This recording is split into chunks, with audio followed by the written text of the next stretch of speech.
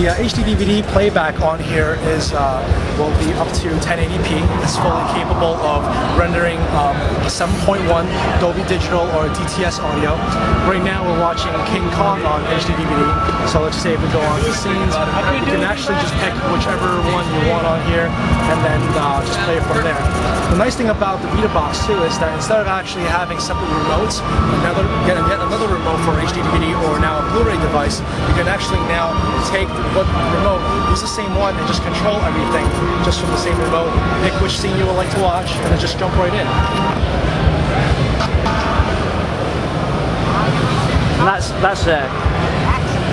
That's a really great picture as well, isn't it?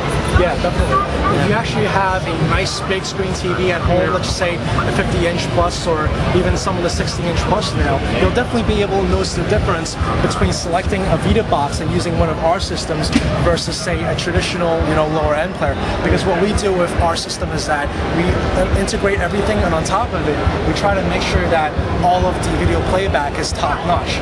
The highest-end video card that we put on here is a 7950 NVIDIA GeForce card, which allows you to get an HQV score of about 100 plus out of 120 points.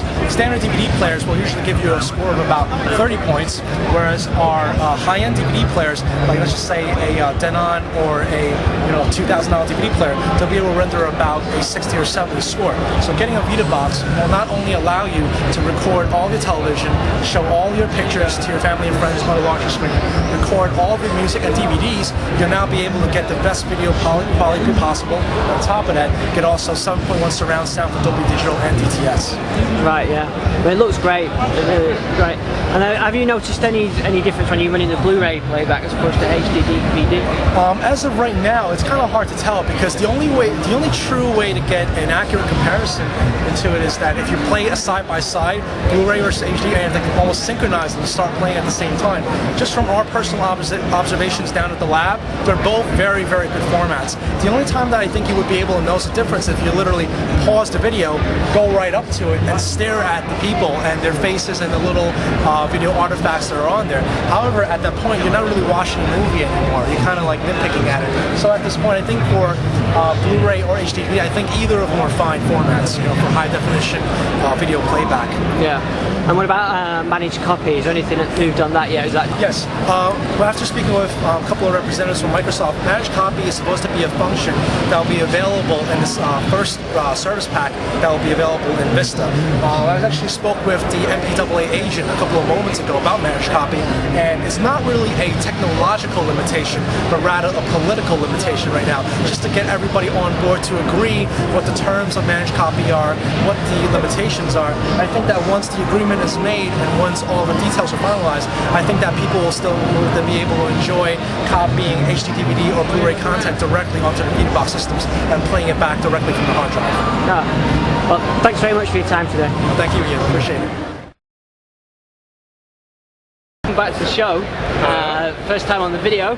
It is first time. I look forward to getting your feed on TVTonic. Yeah, what I wanted to look at was the TVTonic. You've got the Vista interface for TVTonic, so... Right, we were able to take a lot of the great new features of Microsoft's Vista programming language to just really turn up the volume on TVTonic and just make it look just absolutely gorgeous. So let's take a look.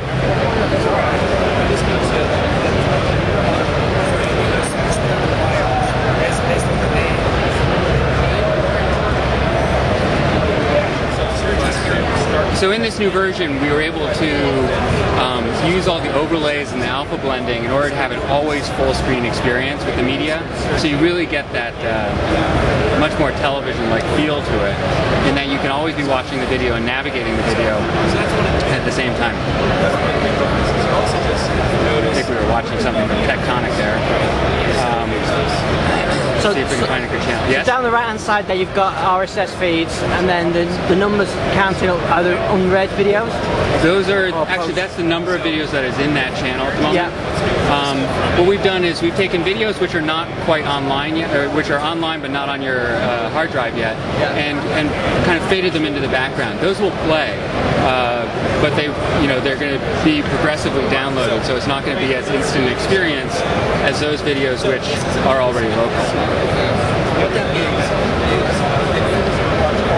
And if fact, in Microsoft's booth today, there's very little bandwidth to be using with. So in these scenarios, really, then, the TVTonic, it's just the ideal scenario for TVTonic, isn't it? Where you can download it while you've got some bandwidth, and then just watch it when Absolutely. on demand. It's best that way. That's in order to really achieve that very reliable, entertaining experience of television, where turn it on and it works. It has to always work. We really rely a lot on media that's been pre-cached. The other thing we're able to accomplish with that is to deliver video at a much higher bit rate than you could normally stream. So we're delivering Rocket Boom here, I think, at about 2 megabits per second, where the files are encoded and then delivered as soon as they're released from Rocket Boom onto the hard drive, and then they'll play back. Yeah. And the new interface is a real leap forward, isn't it? It looks sort of next generation, doesn't it? It was really fun to build with this, because you have so many more tools to really just bring in the animation and essentially make your interactivity look like it's part of the entertainment experience. And what's the availability then on this?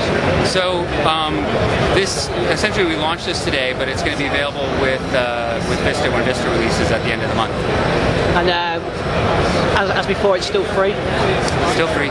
Excellent. And what about getting your own feeds into there? You've got the feeds in there that, can I add my feeds to there? You can add your own feed. Actually, in this what I'm showing here in Microsoft's booth, we don't have the ability to just type in your own URL, but that is a feature we support. And if you've got a feed which you think really belongs in the living room, give us a call and we'll list it. Excellent. Thank you.